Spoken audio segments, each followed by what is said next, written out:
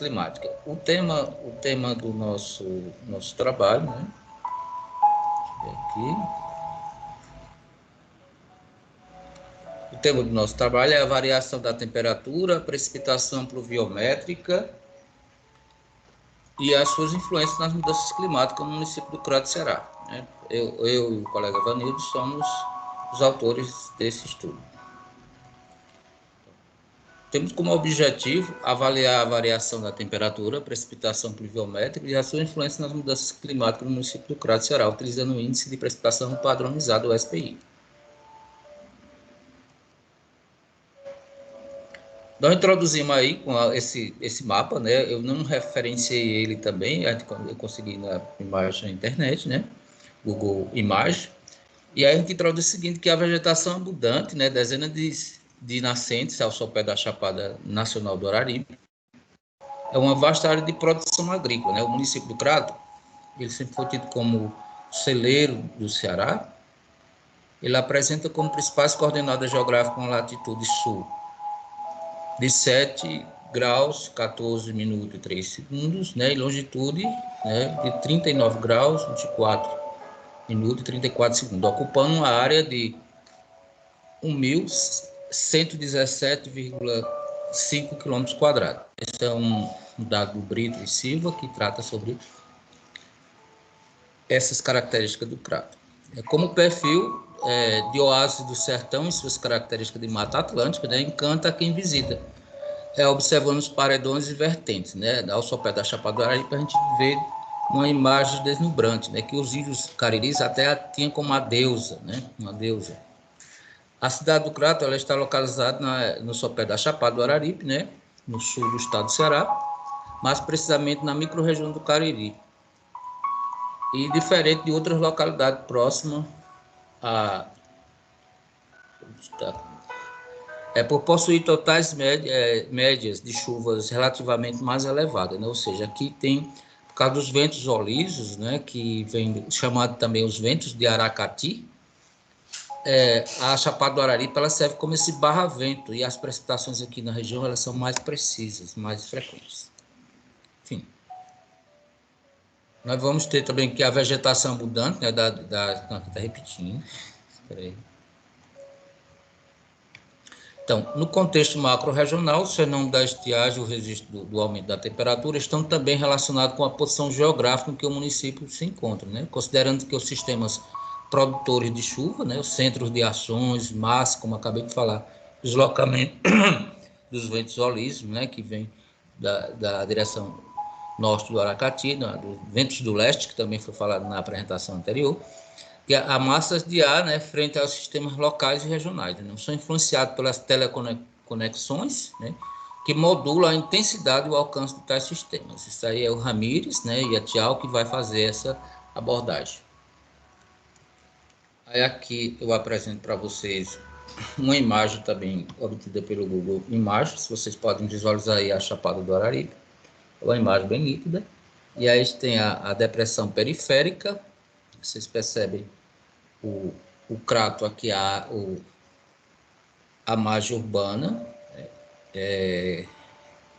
Barbalha aqui, vizinho, como já falaram, Juazeiro do Norte.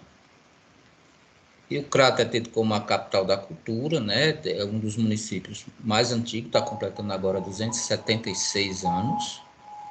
E aqui, a boa parte de áreas de nascentes e a Reserva Nacional do Araripe foi uma das primeiras criadas no Brasil. Inclusive, eu moro aqui em cima, nessa parte superior aqui da Chapada, né? Estou nesse momento aqui no sítio Santo Antônio, um dos distritos aqui do Crato. Então, como metodologia desse trabalho, para essa verificação foram analisados os níveis de precipitação de 1980 a 2000, consultando o sistema do Instituto Nacional de Meteorologia, o IMET, aplicando o programa CLIMEP 3.0 e o do DIMES, com as projeções futuras de 1980 a 2005. Os dados futuros foram obtidos do banco de dados do projeto Cenário Climático do município do Crato. Então, para investigar as variações pluviométricas, foi utilizado o índice padronizado de precipitação, o SPI. Para argumentações técnicas, foi realizada pesquisa bibliográfica que dialoga com a temática estudada. Então, seguindo a parte de resultados, nós vamos analisar as avaliações climáticas, né? Ela se faz necessário para estabelecer um diagnóstico local relacionado no âmbito global, né? Tendo em vista as intervenções antrópicas e a própria dinâmica da natureza em todos os aspectos que estejam relacionados às consequências que se referem, né, à climatologia e à meteorologia. É isso que nós estamos fazendo, né? Quer dizer, no contexto, aquela história do local para o global, tomando como ponto de vista, né, as variações pluviométricas e a mudança de temperatura. Eu sempre falo muito daquela história, as pessoas, hoje, na geografia, a gente tem muito, esse vibra muito no ouvido da gente, as pessoas confundem muito, clima com tempo.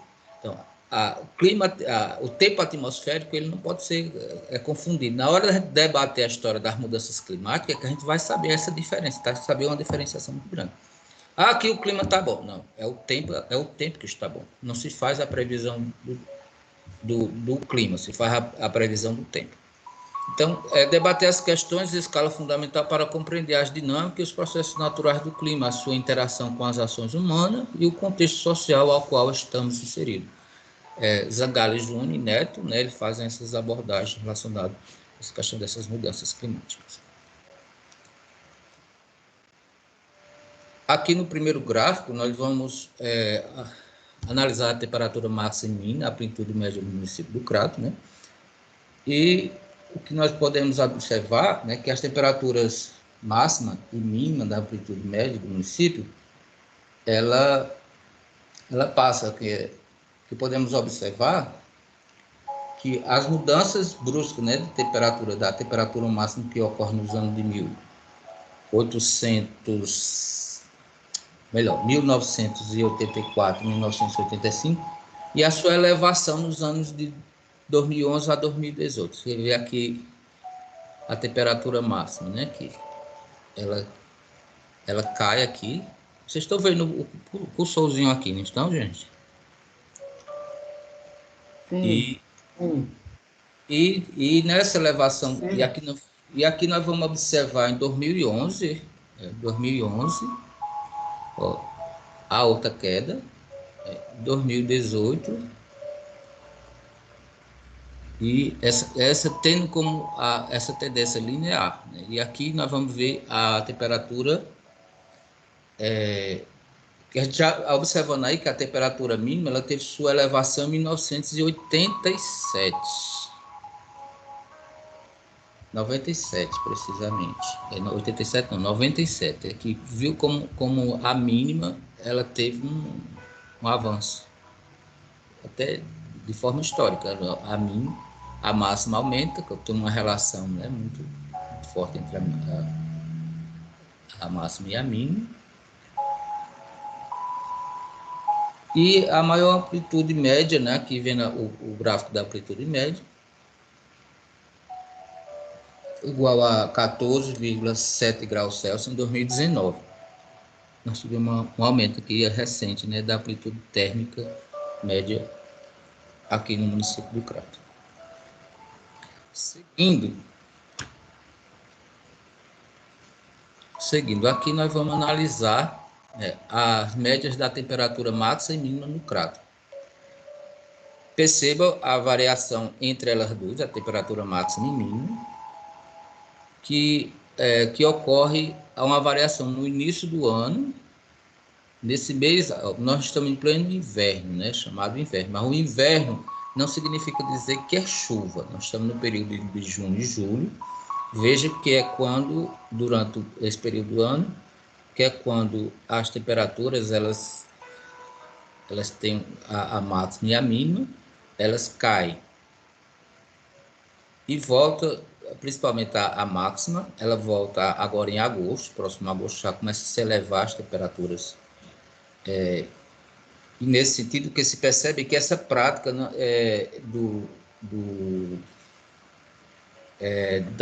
que acontece aqui, eu vou falar principalmente no mês de agosto, né, é chegado a temperatura, se eleva, por exemplo, no mês de outubro, né, aqui, ó, veja no mês de outubro. E Nesse período ocorre o registro de focos de incêndios, né, na Chapada do Araripe, lá como você viu na foto que eu mostrei, e é também de forma acidental ou por falta de uma orientação da conscientização dos próprios agricultores, né, que é o período de preparar a roça e tudo. E essas práticas tradicionais, quando elas concluem com o preparo das terras, né, os agricultores passam a atear fogo nesse período aí também, né, sendo corriqueira essa prática, né, que na visão deles deve aproveitar os meses mais quentes para o roçado, para queimar melhor, conforme o gráfico, né? Ou seja, é um pensamento assim muito tradicional essa história de atear fogo aqui nesse período, logicamente o período mais quente, que é outubro, setembro e outubro, né? E aí acidentes aconteceram, agricultores já morreram, queimados, né? Uma coisa terrível aqui que foi, teve um tempo que era muito comum aqui na região. Agora, aqui nesse outro gráfico, nós podemos ver, a partir das médias mensais e trimestrais de precipitação, já passando para a questão da precipitação, nós vamos analisar que outro fato que ocasionou o aparecimento dos focos de queimada, né, lá ainda dentro da questão da temperatura, as vias de acesso, né, os transeuntes, né, jogam pontas de cigarro nas laterais da rodovia e da vegetação seca, né, rapidamente se inicia um foco de incêndio, né? E Dimas, ele vai dizer que as queimadas de incêndio florestal são responsáveis por grande parte das emissões brasileiras de CO2 na atmosfera. Essa contribuição no Brasil no aquecimento global é um dos pontos constrangedores do nosso país, né? Citando como consequência, né, os documentos internacionais e as negociações sobre o tema. E aí, o que é que vai colaborar com isso? Percebe que aqui, principalmente nesse período que nós estamos, as precipitações pluviométricas elas caem drasticamente, né? Começa a se elevar para outubro e novembro, e é nesse período aqui, quer dizer, que o solo está seco, então qualquer frasca de cigarro é, é, é um perigo para incêndios na Chapada. Existe uma brigada de incêndio, mas mesmo assim ocorrem, né, incêndios e ainda a falta de conscientização dos agricultores, como já falei. E aqui, trimestralmente, se percebe também essa mesma avaliação, né? Que a volta das precipitações pluviométricas, elas só voltam aqui a partir de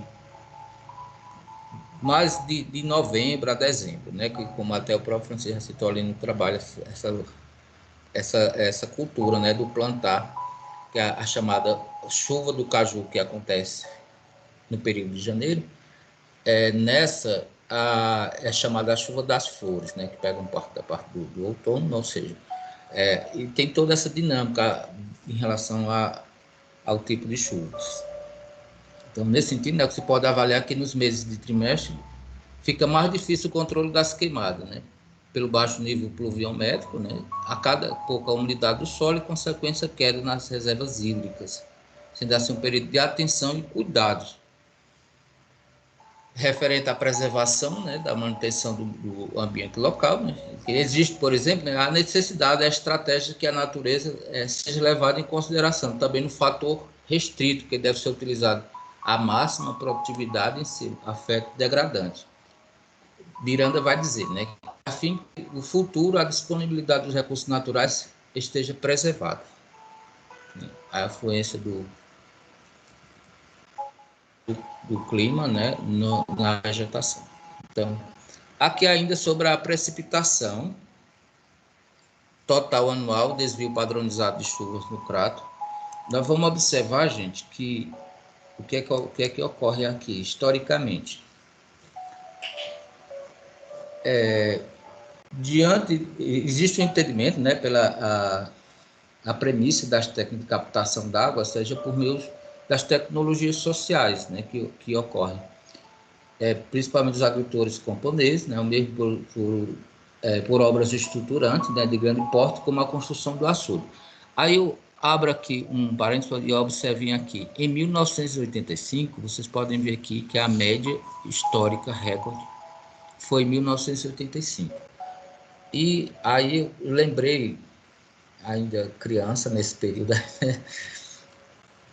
é que teve uma chamada, que nós vamos colocar até, se desse tempo a gente ouviria uma música, né, que foi gravada, né, chamada Seca d'Água, que aconteceu em 95, né, com um grande volume hídrico, né, que pode ser observado aí como grande destaque, que ela ficou conhecida como Seca d'Água, que foi entoada, né, pelos cantores, aí tem Luiz Gonzaga, todos, Elba Ramalho, todos os mais famosos da MPB. E um projeto de ajuda às vítimas, né, chamado Nordeste Já, né? Então nós vamos observar que nesse sentido aqui, ó, a chuva que vieram tudo uma vez, né? A letra da música até fala que até o sapo não gostou, né? Pelo fato das inundações que alastraram todo o Nordeste. O Ceará com as inundações em várias cidades, em Sobral, Iguatu e etc. E nessa mesma perspectiva, nós vamos analisar aqui também, logo abaixo, o gráfico, que tem uma relação direta com o de cima. Percebam aqui também, aqui é o desvio padronizado. Eu vou fazer a discussão aqui que vocês observem que quando antecedeu aqui a grande volume pluviométrico que teve em 85, foi antecedido por 3 anos de seca extrema. Ou melhor, não foi extrema. Foi moderada, né? De seca moderada. Ou incipiente. Se perceber, tanto que nessas análises, né, a cada 3 anos de precipitação do período, vocês podem observar aqui, de 1990 a 2018, até aqui, com elevada, com intervalo de 3 anos, se vê aqui exatamente da quase 3 anos, quando tem um registro, uma precipitação no nível satisfatório, ou vamos dizer que não foi totalmente seco, que teve chuva, passa-se 3 anos, percebem aqui, como aqui, ó, 90, teve 91, até 94, uma seca, né? Essa conhecida seca. Lembrando, Evanildo, que nós somos oriundos do movimento sindical, trabalhadores rurais, nesse período aqui houve saque nas cidades, né, atrás de obras emergenciais. Aqui não teve registro, né? Não obtemos registro dessa época. Mas aí, novamente, teve chuva e mais 2. Aí aqui foi que foi prolongado mesmo. Foi de 96 até 2005. Aí veio novamente, quer dizer, numa média de 2 a 3 anos, sempre uma chuva seguida de uma estiagem, de uma seca incipiente ou moderada. Intervalo. Aí nós vamos observar que existiu, por exemplo, aí um intervalo de 1990 até 2019, essas ocorrências. E seguindo aqui, nós vamos ver o outro gráfico.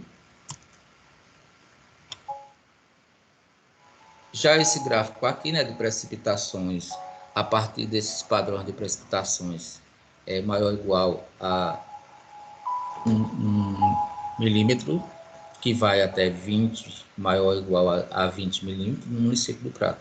Então, existe essa variação, né, que se dá a partir por ano, né? Percebam que há conforme visto, né, essas variações de precipitação, elas são constantes, ou seja, há uma variação, não há uma constância. Caracterizado do microclima diferenciado, né, embora com provável desequilíbrio, dadas as inconstantes secas, né, que pelas características apresentadas ocorre uma média que varia entre 2 a 3 anos, como nós já falamos naquele outro gráfico, né? Forma que acontece em 3 anos, com uma ocorrência na mesma proporção. E tanto desses níveis aqui, ó, que nós estamos analisando a precipitação que vai de 1 milímetro, veja as ocorrências, e até aqui a de 20 milímetros, que ela, como se percebe, ela também é bem frequente. Seguindo o outro gráfico, nós vamos analisar a variação da precipitação de 1980 a 2000 do SPI, e aí o gráfico nós vamos analisar que as ocorrências de seca severa nos anos de 1880, percebe aqui, dos anos 80, que ocorreram essas grandes secas. Lembrar que é a chamada Bolsão da Seca. O Bolsão da Seca, ainda no governo militares, ocorreu aqui nesse período. E aqui foi aquela grande, como já citamos lá atrás, né? Que o que ocasiona, que eu terminei esquecendo de falar, é que o açude do Mari foi construído aqui no Crato, ele só foi abastecido, ele só conseguiu o seu volume máximo aqui em 1985. De lá para cá, o açude não conseguiu mais seu volume histórico. Porque foi uma obra nova que foi construída e deu por... não houve, veja que a linha aqui, outro gráfico vai mostrar, que é linear, só fez cair o volume hídrico e as precipitações.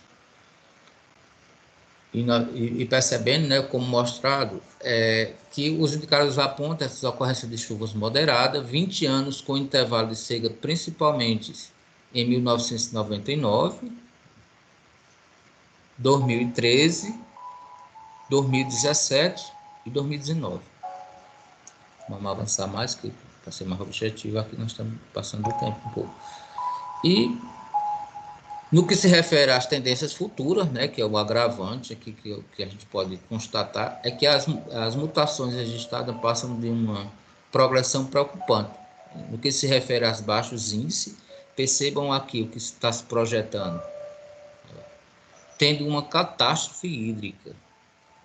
Porque, gente, percebam que aqui, se já teve seca que foram, ó, essa daqui, é uma catástrofe hídrica preocupante, porque se refere aos baixos índices que apresentam tendo como catástrofe acentuadas quedas que constam no quadro a seguir, que é esse quadro aqui, que é esse gráfico.